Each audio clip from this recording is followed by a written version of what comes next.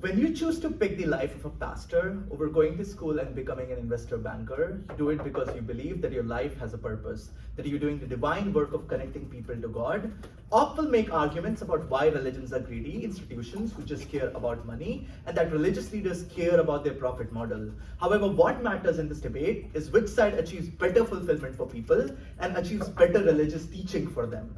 What does AI for religious purpose looks like? It either looks like people asking ChatGPT for answers about God, or profit-driven religious models and spiritual apps that exist as such. We'll try to win on both characterization on our side of the house, but both of them appeal to different sets and they cannot win on both, and I'll explain in a bit why. But also, before we go into the details, what does the counterfactual look like? Our side also has access to tools like digitization. So our side also has pastors going on YouTube and talking about religion, which has already existed for a period of time. Our side also has religious apps that exist. They just don't use AI, and they are the ones that have existed before LLM models came and people use them to a large extent. Our side also has access to things like books that religious leaders are looking like. Now, Op is going to argue that these tools are bad. In many instances, they don't give people that fulfillment. But I want to posit that the only kind of books that are likely to sell, especially by people who are not going to church and religious institutions in the first place, are the ones that directly connect to people. So even if there are some of these bad books, even if there are some bad YouTube channels, these are not the ones that are going to succeed, and pressures of free market solve for the kind of goods that will be created on both sides, so they are somewhat distinctly better. Okay, so on our counterfactual, we also have access to digitization, and religions also have incentive to make it more accessible to people, especially with dwindling populations of religion and religious people across the century and the rise of new atheism. Cool. Our first argument and our central argument in this debate is going to be that AI is significantly worse at processing religion and getting religious teaching to people. The central contentious premise of this claim is religious text is quite open-ended, it's metaphorical, and religion is quite bad at processing open-ended material. AI is very good at doing computations. AI can calculate things that you want to a very large extent really fast. And it gets really good at doing things like playing games of chess. It gets really good at solving math equations. But what it's not good at is having complex questions, complex language models that have metaphorical allegory that needs to interpret in many different ways where there are multiple possible interpretations available, and then tell you how to interpret that in the context of your very life, which is another added variable. Because at the end of the day, AI is just a system of equations, mathematical foundations, and glorified statistics that's doing all of those things. Those are the central problem they're going to face on their side of the house, right? Op will say, AI will get significantly better. But I want to preempt this claim from our side coming in first. Note that AI has limited processing power, even going in fourth, right? You have limited hardware limits. You're bound by Moore's law, so AI can only improve at a certain given rate. So you cannot just throw money into AI and this will get better. Second, there are things like tech bubbles. So even if AI investment is high right now on their side of the house, that investment will get smaller over time. As more and more firms invest in AI, some of them fail and the AI bubble bursts, which means after a time, the investment on AI will go down. This is the same way tech bubble existed and everyone was getting hired in tech. And now no one is getting hired in tech after that bubble burst. But there's also like this algorithmic cost. So you haven't solved quantum computing, you haven't solved LLM. So yeah, maybe AI will get better on their side, but it's not going to be significantly better in the way that they'll claim, etc. But also note that even if AI exists and AI gets better, they have to prove that their AI investment will happen on open-ended AI and not deep-ended AI. So I don't know why AI investment will not move into the direction where it's more deeper computation, more faster computation over studying religion and open-ended text and philosophy. So that's also something they have to prove on their side of the house for why that is the direction AI will pivot towards too. So this is technically true for the strongest claim on Op that people use ChatGPT. Because if AI doesn't get significantly better, and Op will claim that we just give access to a larger number of people because everyone uses ChatGPT, which is a false claim by the way, because not most people have ChatGPT Premium, and will only get more expensive over a period of time. But even if you buy that claim, note that most people who will access that religion will access the worst version of AI that is available that will give them. What are the harms that comes from this? First, I think people just get misinformation about religion in the very first place. So when AI tells you that, oh, this is what you should be doing in your context, when you ask people, hey, should I be allowed to do certain things? And AI says, yeah, you're allowed to do that in your religion because it finds a random code available about that topic. That's bad for you because you're not actually fulfilling your religion and accessing your religion on the same way. I'll take you for sure. So I'm going to ask you a very simple question. If online forums and Reddit have answers to 99% of questions, when are people going to use AI for the remaining 1%? I'm not saying that online forums have answered to questions. I'm saying pastors have answered the question, and they are the ones who will be answering the question to the most extent. So if they try to strawman our case is not that. Our case is pastors going out and actively reaching to people, giving sermons. You being able to talk to the pastor on a regular basis through things like apps, etc., rather than asking the AI and ignoring the pastor in the very first place. So this means that if they are going to argue that it's ChatGPT you're getting information from, in many instances, ChatGPT will give you contradictory claim in the very first place. But second, you can also get the kind of claim you want yourself from ChatGPT too. So if I prod ChatGPT enough, it will give me the answer I am looking for. So if I ask ChatGPT, hey, is there any way, is there any premise, is there any article that exists in the Bible that permits this in my situation? In many instances, ChatGPT will give you that answer. And that is something that's empirically true, and most of us have used ChatGPT, so we know that is the claim. And this is the reason because markets want to appeal to customers, and they want to feed the echo chamber bubbles that people exist in, and they want to make them happier in the long term. But also, this is quite bad over the long term for people. Because if, on their side of the world, more people access religion, but the way they access religion is through apps and AI, which is the claim that they're going to make, this is bad. Because I think there's a large part of religion, which is community and people being able to access communities on their side of the house. The more every time you ask a question, the more every time you have a doubt about religion, and you go to the pastor and ask them, hey, I'm having this problem. When you start going to Sunday schools, when you start going like studying the Torah with your for example, rabbi in the very first place as you're growing up, all of that adds to the way you grow community. So you being able to learn about your pastor in the very first place, and you being able to understand how religions play out. All of those communities are lost because you can learn about all of those things. And parents being like money savers are also going to invest in that. They're going to give you the AI app rather than enroll you in Sunday schools. So they get large amount of loss for the community on their side too.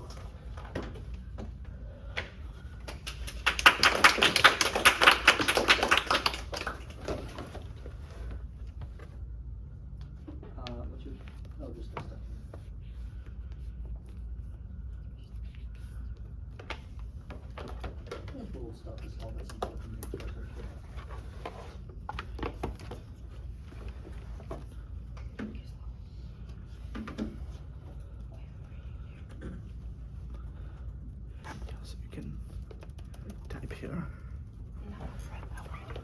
Yeah. We believe that religious leaders primarily want people to live moral lives. And there are several reasons for this. First, if you had to give up a lot of stuff in life, like the chance to live rich, the chance to marry, the chance to have freedom, this implies that they really want to do a good job in leading their followers to lead moral lives. And so religious leaders believe, and additionally, religious leaders believe that they are going to be judged on how well they did as a leader. And so it is their goal and their religious duty to go and get their followers to lead moral lives. And so this is why religious leaders are going to want to use AI for religious purposes. So our model in this case is to use AI to interpret religious text, which will help you better understand the gray areas in the text. It's challenging to interpret religious text on your own. These texts are often in really ancient, old languages and a different language than you know how to speak right now. And so these different interpretations are made by different religious leaders, and just to be able to make sense of all of this information out there, to try to translate all of that back, to try to aggregate all of this information together, all of these different translations and different interpretations, and to really try to take the time to understand all of this is very burdensome to the average person. And so we can obviously recommend, and so we want to use AI to go and aggregate all of this information, because this is what AI is good at doing. It takes a lot of information together and can compile it into one single output. And obviously we can recommend LLMs that are particularly attuned to a specific religion, and so because of this, followers are more likely to listen and because religious leaders have a lot of standing within their community, their followers are much more likely to listen to them when they say, we want you to use this specific AI, this specific chatbot within ChatGPT to better understand our particular sect of a religion. And we are going to posit that AI is really good at interpreting text.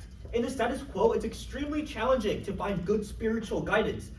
First, there just aren't that many religious leaders. Like, for example, there might be one bishop for a few hundred people, which causes a huge time delay between when you have a problem and when you actually get the answer to your problem. And so the alternative is not that people aren't going to use the internet and they're just going to go to their pastor.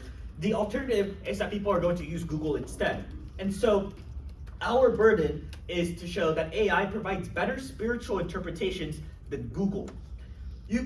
And this is true for a few reasons. First, you can customize your AI to your particular situation and your particular niche sect of a religion to questions that you may not have direct answers to. And secondly, you can ask follow-up questions for additional clarification. No, thank you. And the ability to ask additional follow-up questions gives you the ability to better understand what your religion says about a particular question, and gives you the opportunity to challenge the response that the AI gives you to make sure that it is taking into account everything that you are concerned about with all the background knowledge that you have on what you know about your religion. And additionally, there's a competition mechanism here where there's multiple different LLMs that are competing against each other. This is a new open market. And so there's going to be lots of everyone's going to be trying to get into it. Everyone's going to try to develop something because they want their product to be the one that's used. And therefore, there's a huge incentive for religious LLM bots to compete against each other. This competition is going to create better and better LLMs that are going to be much more accurate at interpreting religious text. And this is because the religious leaders that recommend them are going to want to recommend LLMs that are particularly attuned to their own religion. And so, even if the information isn't perfect, your information isn't perfect in the status quo either, and therefore, this is a much more accurate interpretation because it's going to pull from more sources.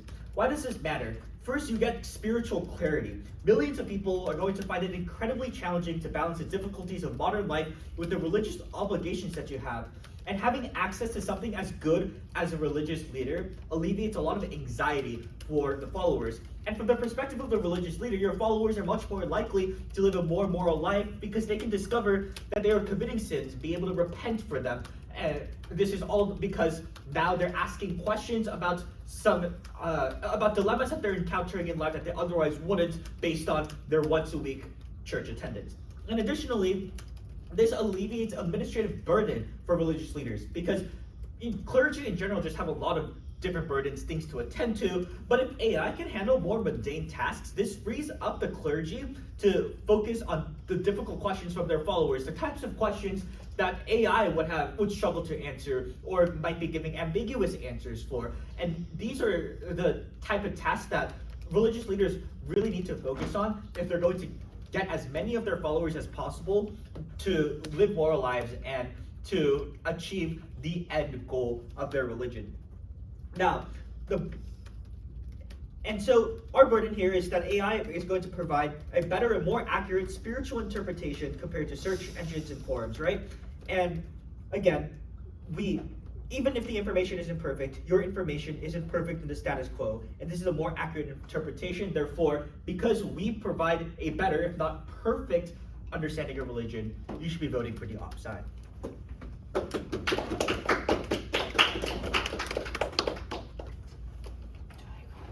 You can read yours and then I'll keep it.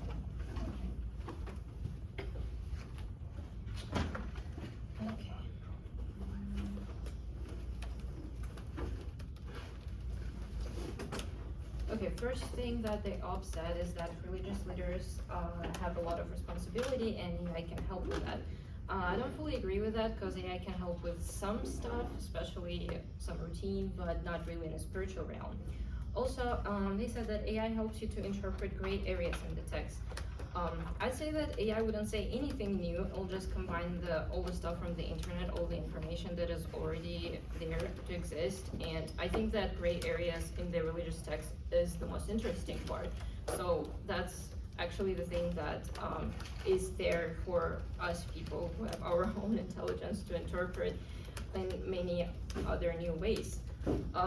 Religious leaders can limit their church, that's what you said, to use only specific AI tool, if I understood it correctly.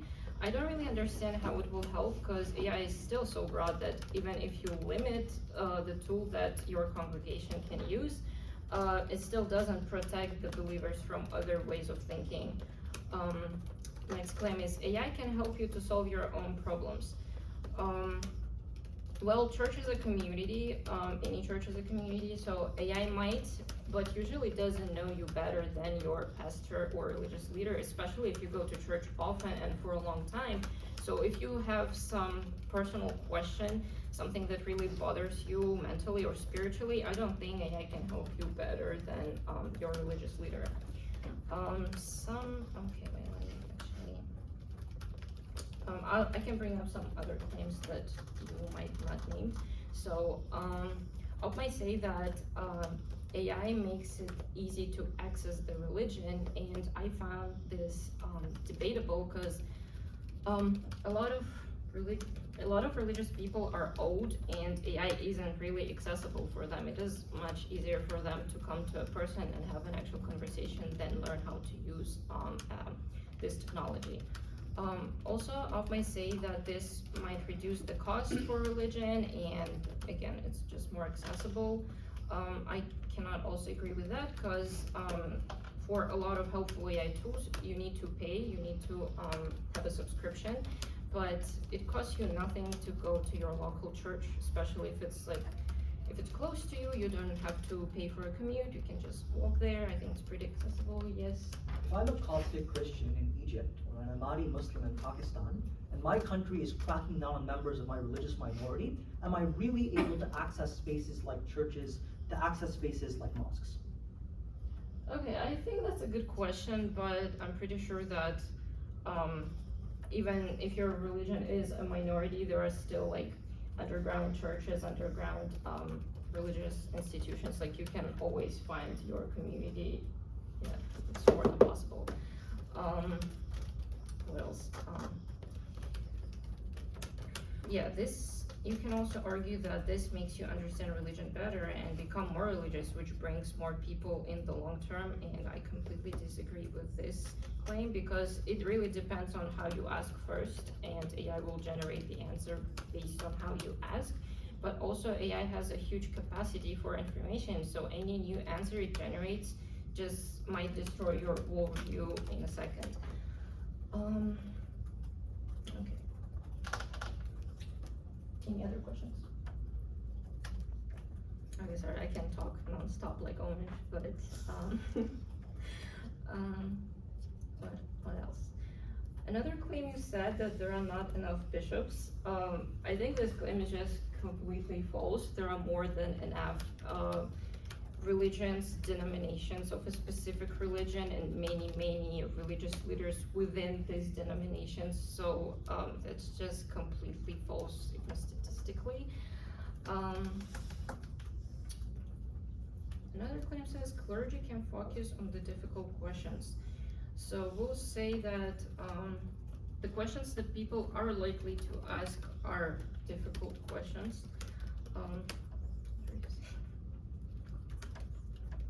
So they get the wrong answer. Okay. So another claim that you brought up is, yeah, again, better. I really like this one, that you said that AI helps better understand gray areas. So the link that government uses to make this claim is that religion is old and people don't really read old languages, but AI is also not a linguistic expert. If their claim is linguistic makes it harder, AI is significantly worse at it. Secondly, there is not enough data to train AI on these languages. AI only works better than it has, yeah, a lot of data. But on their side, there is very limited data. This explains that AI is specifically bad at the gray areas in religion, and if people use it to understand the gray area, it is quite likely to give them incorrect answer, which means that people don't get religious fulfillment. Maybe any questions from the audience? Still have some time. We can ask questions? Is that Can normal? I? No. Oh, sorry. Okay. like that. That'd be fun. But so another claim is that it is burdensome to most people. I don't really understand this claim. We think that this is good. It means that you interact with religion in a person way. You go to religious school and chat with people instead of using AI. Your site erodes the kind of communities exist and traditions where, where Jewish people send kids to morning schools to study the Torah. Was my time? Yeah. I'm done?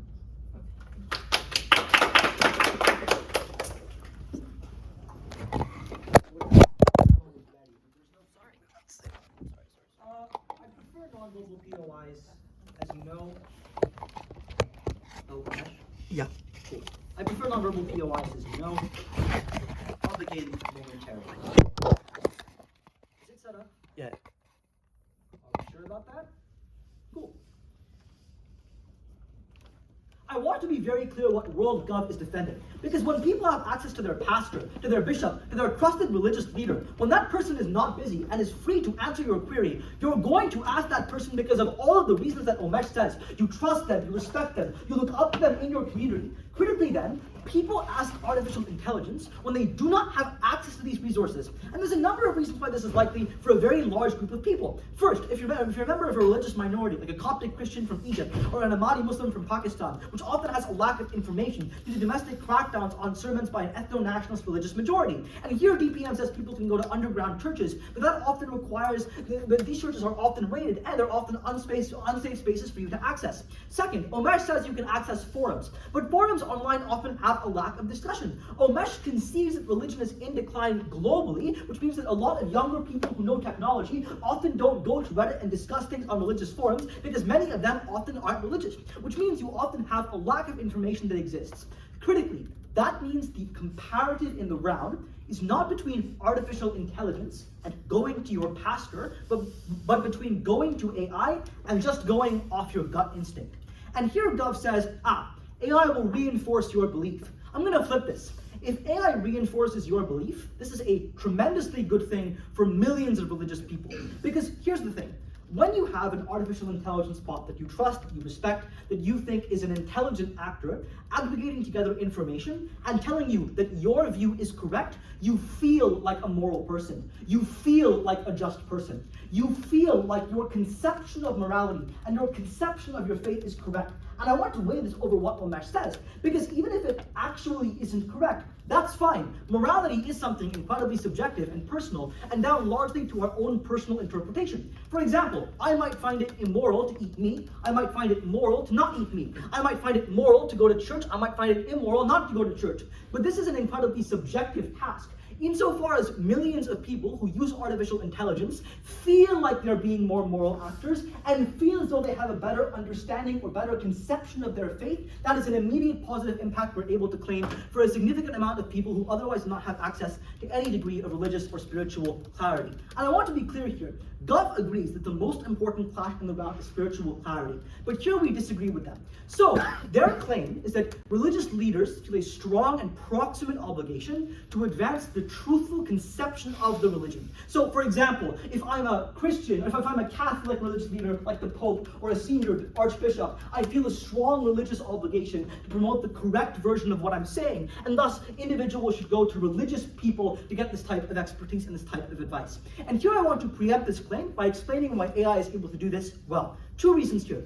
First, AI can aggregate different interpretations of open-ended text. So if you have two religious leaders who issue different interpretations of a text, it can synthesize what the difference of the interpretation is. And this is important because the most important problem that most ordinary people face is one rabbi telling you that it's okay not to circumcise your son and another telling you that you really have to do it. And that is to say, there are branches and there are sects of your religion which have different interpretations of the same religious texts, because most religious texts are 2,000 years old and are convoluted, are written in a different language, are hard for the average person to interpret. What artificial intelligence can do then is it can read and synthesize those interpretations, and it can help you understand the differences. Now, I can tell you what Omesh's response is going to be. It's going to be, well, why can't an average intelligent person do this anyways? And there are two reasons why they can't. The first reason is because the average person is incredibly overworked due to the horrors of modern capitalism and the fact that most people have to work 9-to-5 jobs or go to university. People simply have a lack of time. They have to take care of themselves. They have to go to university. They have to get a job. They have to get an internship. All of these things take a lot of time. And most people do not have the time to go home and read through 5 or 6 different religious interpretations and synthesize the differences and the similarities between them. The comparative on our side is that when you have access to artificial intelligence, you're able to get it to do that work for you, to find the different interpretations, to tell you what the similarities and the differences are. And here Omesh says, but the LLM can't do some massive amount of interpretation for you. Good, it doesn't have to. It just has to compare interpretations that per Omesh's own response as to the digitization of this field already exists. And that means AI doesn't have to do any of the intense legwork that Omesh claims, but is rather able to aggregate information online to give you spiritual clarity. The important impact of this response is that even if you believe that as a religious leader, what you care about is people having the most pure and the most moral interpretation of the faith, AI does this significantly better than an average individual would do on their own. Now, the plausible response we could get to this from proposition is, but why can't an individual access a pastor or a bishop or another source of religious or spiritual guidance? And there are broadly 2 reasons. The first reason is that a lot of problems are incredibly topical and specific to your exact situation. For example, there are new developments in the world. There are new political developments. Whether or not you have a moral obligation to donate to children in Palestine or a moral obligation to donate to people who are more proximate to you and to take care of your family. And so there's often a lack of or an asymmetry of information between religious leaders and between ordinary religious people because of the fact that there are different and new problems arising every day. The second reason is that oftentimes your problems are incredibly specific and your individual bishop, your individual pastor just may not know how to address them. I think we have this false, Omesh, go ahead. Do you think an AI understand you personally better, or the bishop who has seen you grow up since child? Oh my God, the AI, 1,000 times the AI. There are so many things that I am not comfortable telling my bishop or telling my priest because I don't want to feel ashamed of myself, because I don't want to feel like I'm a bad Christian. So think about this from an undergraduate student's perspective. Do you really want to tell your bishop or your pastor that you have had premarital sex and that the problem that you are conflating in your head is whether or not you can be Christian and enjoy sex? Probably not. The vast majority of people are uncomfortable telling their religious leaders things that are deeply intimate and personal with their life. The alternative is the AI cannot judge you for your sins. The AI cannot tell you you're a horrible person or you're a monster. The AI cannot make you feel ashamed about who you are. But the AI can still give you spiritual clarity, wisdom, and guidance and tell you whether or not you can be forgiven or be accepted or be loved by Jesus or loved by Allah or loved by whatever God or conception of religion and faith that you believe. The upshot of all of this is that you're simply able to get access to a significantly greater amount of spiritual and religious clarity. Lastly, on community. Will community decline? No, for obvious reasons. AI cannot replace your festivals, your religious gatherings, your food. You will continue these cultural practices on either side of the house. This claim is frankly ridiculous, and I don't have to respond to it. Opening opposition. The government here promised to pursue two different frames. First was that AI can be used for religious purposes, or it can be used for profit-driven models. We haven't heard a lot from government about how AI is going to be used for profit-driven models. I don't think now you can say here, don't let the government come up here now and say, oh, actually, AI is going to help religious leaders make more money. Because they haven't had taken time during this debate to go and explain that to you. And we can win on AI being used for people to better further their religion. As we've been explaining time and time again throughout this debate, AI is going to AI provides better religious and moral clarity for their followers. There are several reasons for this. First is that AI is always available to you as long as you have access to the internet at times that you may not have access to your religious leader, and this may be for a variety of reasons. It might be a time-sensitive situation where your leader isn't always available, especially if you just go to church on Sundays once a week. Or you may live in a country where religion is being oppressed, and because of this oppression, you can't have open meetings, you can't have reliable communication with your leader, and so because of that, turn to AI, which ChatGPT is going to have a lot harder time being banned in a country like Egypt or China, where religion is suppressed, than an actual religious group might be. And if you do so without logging in, then you can get the answers you want and delete that off your browser, and you will get better moral clarity through this way. Of course, this is what religious leaders want their followers to pursue, because their followers are now starting to get moral clarity and starting to discover sins, trying to live a moral life. And religious leaders want this because, as we have explained before, religious leaders themselves believe that they are being judged on their ability and the quality of their leadership as a religious leader. And so if they want to have a good afterlife, then they must do what is best for their own followers and what is going to help their followers learn the most. Now, the government is going to try to say that that AI is actually not good at interpreting text, but as we've already told you, AI is going to be good because there's going to be a market competition for these, and religious leaders can sift through them and choose the one that is best, that best explains their own religion, that best interprets them, and tell their followers to go and use that one when they have questions that they cannot ask to their leaders immediately. And this AI is going to help people achieve better moral clarity, because people believe that religion is helping them, that they believe religion gives them guidance in life that they need. They're going to be more committed to their religion, therefore continuing on with religion at a time where religion is being heavily questioned. That's why you're voting up today. Hello, I saw you enter late. We're debating AI and religion. So it's religious leaders should ban AI for religion. It's the last speech, so you haven't still in time.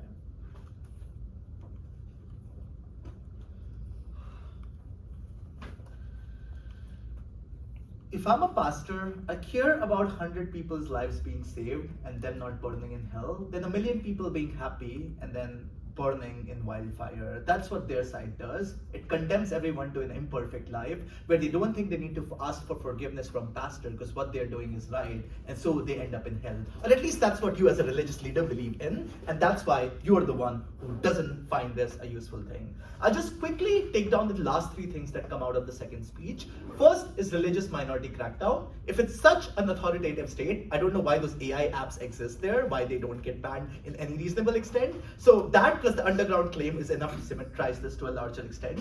They say the comparative is Google, but Google also uses AI, so most people will not use it. But if you are using Google, you'll go to blog articles and videos written by individual pastors, or you go to Reddit forum where you get discussions, and you don't have the same kind of credence as an AI does, because AI will tell you in its most absolute voice what I'm saying is right. There are 2 kinds of claims that Gov tries to win on access. The first claim is that personal problems, AI is able to help you. And second is the POI response, that they can help you when you had premarital sex. Let me first chat about your personal problems, because that's not the response Arjun gave. Arjun tries to flip the question, but on more personal problems that are not like big ass sins that you're doing, a pastor will be better able to help you because they know your kind of inclinations. You've grown up in their local community. They know your kindly disposition, so they're able to help you in this regard because they know the kind of struggles you're having. They have access to detail. Have fun writing out a large as fuck essay to AI explaining your entire context in any reasonable way. So AI is significantly worse at personal problems because there are many variables involved, and pastors knows your scenario and context better than the AI will do so. Their way to avoid this is, oh, you can't talk to AI about grave sins. But let's chat about the grave sin part, right? Where you're having premarital sex, where you're having eating pork, and you can't chat to pastor. On their side, they say it reinforces belief. So it gives you the wrong answer. It tells you having premarital sex is okay. It tells you you can go eat pork, and that's fine, and it doesn't matter in any reasonable regard.